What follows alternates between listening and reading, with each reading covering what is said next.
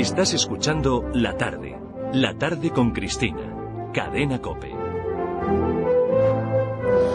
Bueno, pues aquí estamos empeñados en recuperar la gesta española, en recuperar el transcurso de los acontecimientos para la memoria de los pobres españolitos víctimas de la LOE y de la LOGSE, y para satisfacción de todos. José Javier Esparza. ¿Qué tal? Muy bien, muy bien. Cuánto me alegro. Pues vamos a hablar hoy de los bárbaros, ¿no? Sí, señora, de cuando llegaron los bárbaros, porque aquí estuvieron los bárbaros. Es una historia, un momento de la historia fascinante, porque España pudo convertirse en aquel momento en cualquier cosa, en todo caso en algo distinto a lo que somos hoy. Fue en la primera mitad del siglo V. Las invasiones bárbaras que estudiábamos antes, suevos, vándalos y alanos, que invadieron la Hispania romana, la cruzaron a sangre y fuego y se adueñaron del territorio. ¿Cómo habría sido España, queremos preguntarnos esta tarde, si esta gente, si los bárbaros hubieran permanecido aquí consolidando reinos propios? Pues no lo sabemos. Los godos acabaron con ellos. Lo que sí sabemos es lo que pasó durante aquel medio siglo crucial en que el Imperio Romano se hundió sobre sí mismo. Vamos a contarlo.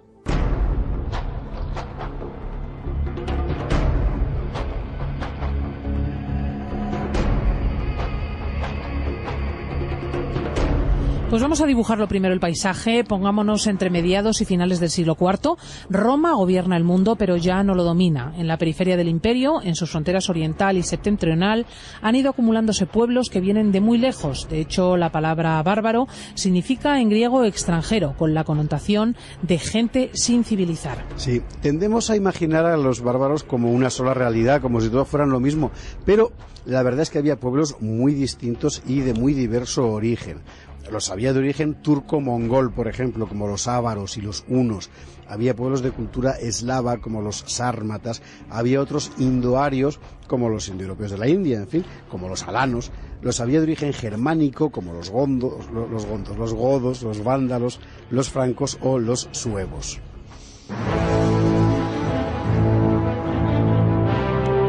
¿Y cómo habían llegado todas estas gentes hasta allí, hasta las fronteras mismas de Roma?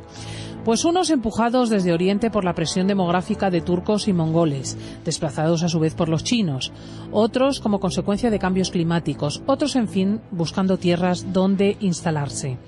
Lo que todos tenían en común era esto: querían riqueza, y Roma la poseía a manos llenas. Todos estos movimientos no fueron algo súbito, es decir, algo que desde el siglo I después de nuestra era, venían ya produciéndose, ¿no?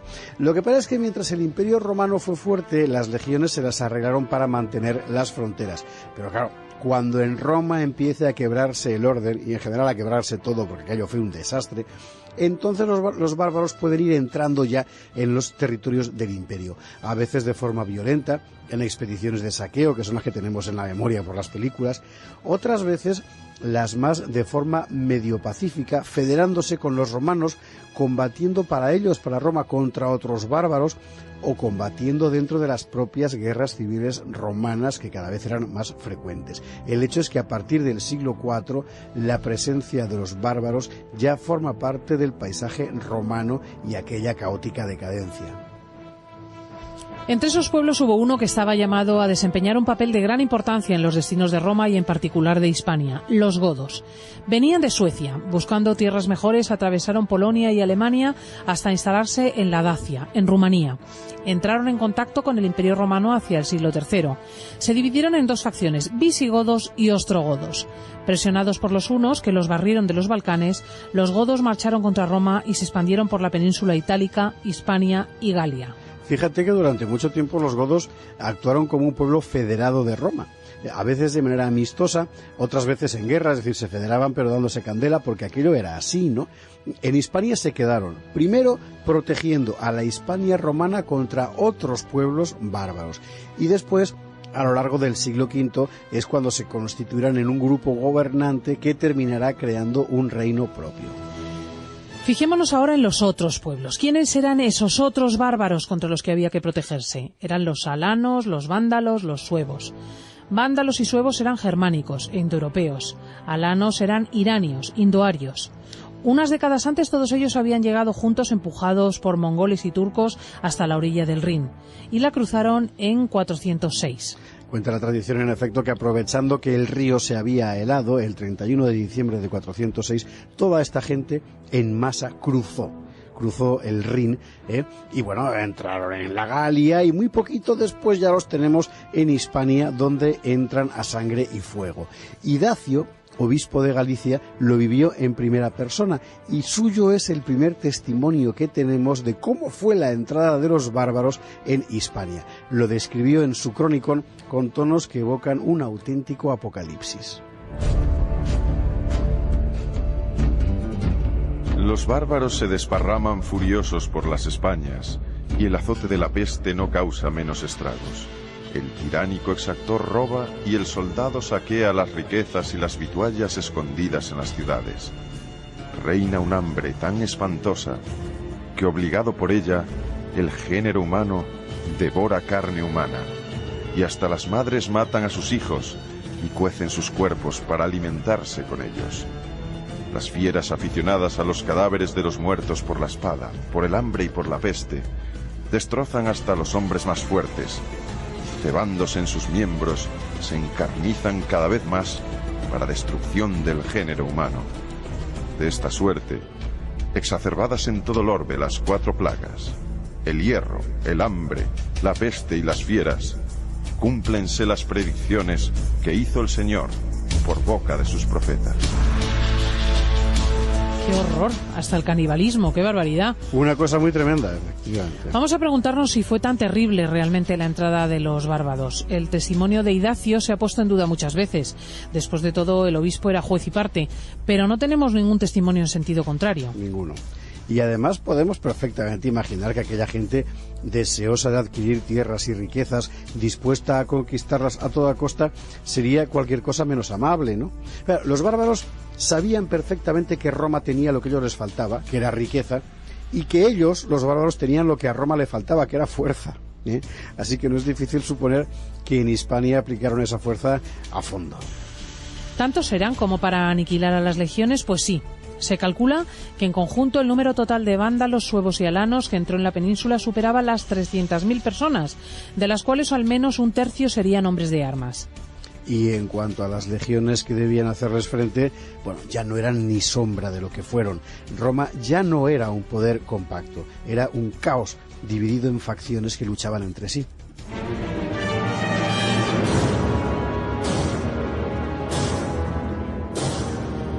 La cuestión es que por H o por B los bárbaros encontraron campo libre y su entrada además multiplicó los problemas en Hispania. Pues sí, porque las poblaciones autóctonas, desalojadas de sus tierras por los bárbaros, se vieron obligadas a ir hacia el norte, hacia las montañas cantábricas y vascas, pero eran tierras pobres, sin huertas, sin cereal, y todos estos fugitivos, para sobrevivir, se dedicaron al pillaje. Es el fenómeno que se conoce en historia como las vagaudas, que eran bandas tribales de saqueadores que ya venían actuando en el Bajo Imperio desde un siglo antes, pero que ahora, con la incorporación masiva de toda esta gente desalojada de su casa por los bárbaros, pues iba a conocer una amplitud aterradora.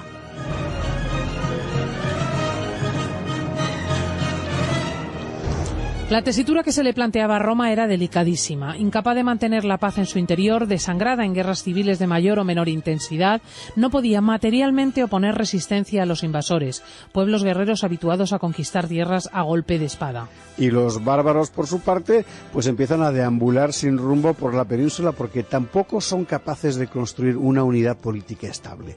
Así que entonces lo que Roma hace es pactar con ellos. Tierras a cambio de fuerza armada. Parece que fue el emperador Máximo un usurpador, porque, insisto, los romanos estaban en permanente guerra civil entre sí. Bueno, este Máximo, un usurpador, quien en 411 firmó el acuerdo con los bárbaros. A mitad de camino entre los bárbaros y nosotros, Alfonso X el Sabio lo describió con una prosa preciosa. Esto fue lo que pasó.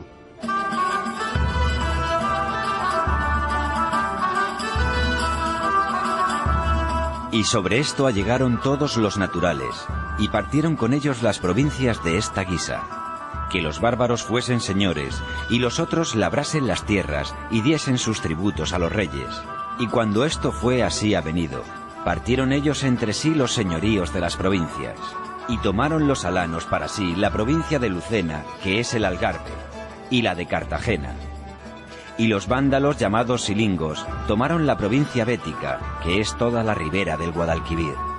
Y los otros vándalos tuvieron tierra de Galicia, y los suevos, las marismas y la ribera del Gran Mar de Occidente.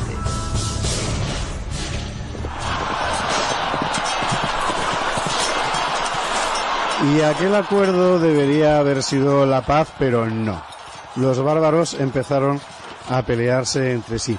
Y contar la historia de estos pueblos nos mete en un caos de continuas guerras y frecuentes cambios de poder. Claro, como la atribución de tierras a los bárbaros, esta que contaba Alfonso X el Sabio, había sido efectuada por un usurpador, aquel Máximo, Roma envió a los visigodos para reponer el orden.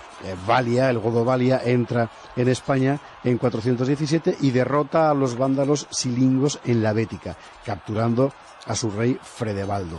Al año siguiente, lo mismo, se enfrenta a los alanos y los derrota también, matando a su jefe Adax. Descabezados, vándalos, silingos y alanos se acogen al poder de los vándalos asdingos, cuyo caudillo, Gunderico, se convierte en rey de todos. A su vez, los vándalos y alanos de Gunderico pelearán contra los suevos. Roma asiste a todas estas guerras manejándolas a distancia. Ante todo, le interesa que ninguno de estos pueblos adquiera demasiado poder. Claro, y bueno, ninguno de estos pueblos y tampoco los godos, a los que ella ha mandado allí para poner orden. Así que como Valia estaba mandando demasiado, lo que hacen es sacarle de Roma, siguiendo órdenes de Roma, cuando Valia estaba a punto de acabar también con Gunderico, porque la habría vencido sin duda. Roma le para detenerse. El emperador Honorio a Valia le da la Aquitania, esta región del sur de Francia, porque prefiere tener a los godos quietos en un sitio antes que dueños de toda Hispania.